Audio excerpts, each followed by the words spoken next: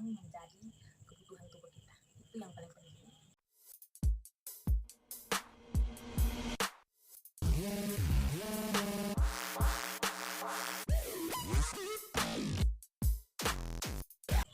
Hai semua, welcome back to my YouTube channel. Perkenalkan, nama saya Rina. Saya suka sekali membahas tentang gaya hidup minimalis, frugal living, budgeting, decluttering, dan hal-hal lainnya yang berhubungan seputaran gaya hidup minimalis. Jadi selamat bertemu lagi karena sudah sekian lama, hampir 3-4 bulan ini saya tidak pernah memposting video karena saya punya kesibukan sendiri, jadi saya tidak punya waktu untuk membuat video-video untuk diupload. Dan hari ini saya punya waktu untuk mulai membuat konten lagi tentang seputaran gaya hidup minimalis. Jadi teman-teman, jika teman-teman suka dengan video-video saya, teman-teman bisa mendukung saya dengan menekan tombol like, komen, dan subscribe, sehingga teman-teman akan selalu mendapatkan notifikasi terbaru tentang seputar gaya hidup minimalis ketika saya mengupload video-video terbaru. Oke, jadi hari ini kita akan membahas tentang bagaimana cara kita mengurangi kebiasaan-kebiasaan dalam hidup kita yang sebenarnya bisa kita minimalkan, karena dari pengalaman saya akhir-akhir ini saya mengalami sakit karena saya selalu menggunakan waktu saya berlebihan sehingga saya tidak memiliki waktu untuk beristirahat dan akhirnya saya difonis penyakit. Jadi hari ini saya ingin membagikan pengalaman ini kepada teman-teman dan bagaimana solusinya sehingga kita itu bisa terus menjaga kesehatan kita. Jadi teman-teman, yang pertama yaitu istirahatlah yang cukup dan kurangi begadang yang berlebihan. Oke, jadi teman-teman, ini saya mau curhat sedikit. Kemarin saya sakit karena kurang istirahat, mungkin karena kesibukan ya, terlalu sibuk di dunia nyata, begitu di dunia maya, sehingga saya lupa untuk meluangkan waktu untuk beristirahat, walau hanya sebentar, sehingga saya sakit. Dan setelah itu baru saya menyadari bahwa saya perlu meminimalkan kebiasaan ini. Jadi kebiasaan yang mungkin kita itu dalam sehari karena terlalu sibuk hanya beristirahat 2-3 jam dari 24 jam itu perlu kita perlu kita minimalkan.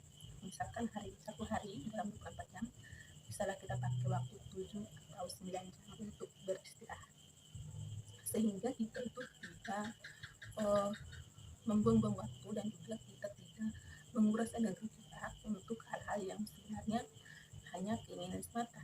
Jadi teman-teman, karena ketika kita sudah sakit, sekaya apapun kita, ketika kita dipanggil kembali, sudah tidak ada harapan untuk menikmati apa yang sedang kita perjuangkan selama ini. Jadi itulah pertama, istirahat yang cukup dan kurangi begadang. Dan yang kedua yaitu banyak konsumsi air putih.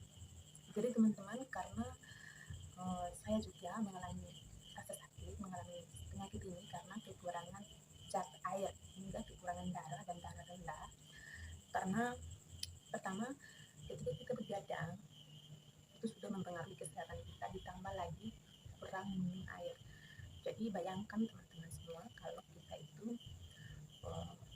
seperti bunga yang kita tanam, yang kita rawat, kalau tidak tersiram dengan air maka tentunya akan kering dan layu. Demikian juga dengan kita. Jadi tubuh kita itu lebih berharga dari segala apa yang kita perjuangkan selama ini. Jadi kita perlu memberikan diri kita apa yang sebenarnya dibutuhkan. Jadi itu dia tips keduanya, yaitu konsumsi air yang banyak.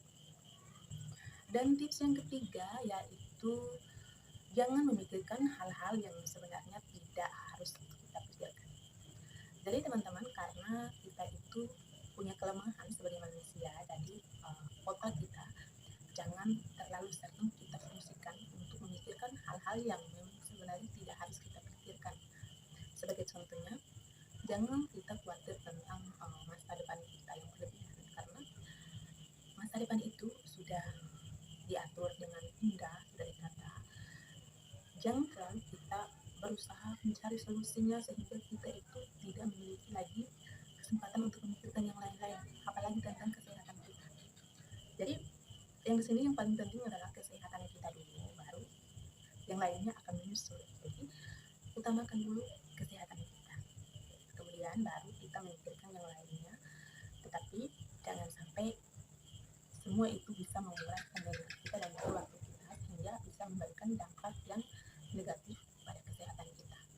Dan yang keempat yaitu berikan apa yang menjadi kebutuhan tubuh kita. Itu yang paling penting. Jadi teman-teman semua, dari sekian lama kita hidup, kita juga perlu menyadari bahwa sudah sejauh mana kita menguras energi kita untuk bekerja. Jadi kita perlu memberikan dia yang terbaik, beri makanan yang baik, beri minuman yang sehat, beri pakaian yang layak, dan juga kita perlu merawat tubuh kita semaksimal semampu kita. Jadi kita harus mencintai diri kita sendiri. Dari semua yang kita punya, tidak ada yang lebih berharga dari diri kita, dari nyawa kita. Jadi kita perlu menjaga kesehatan kita.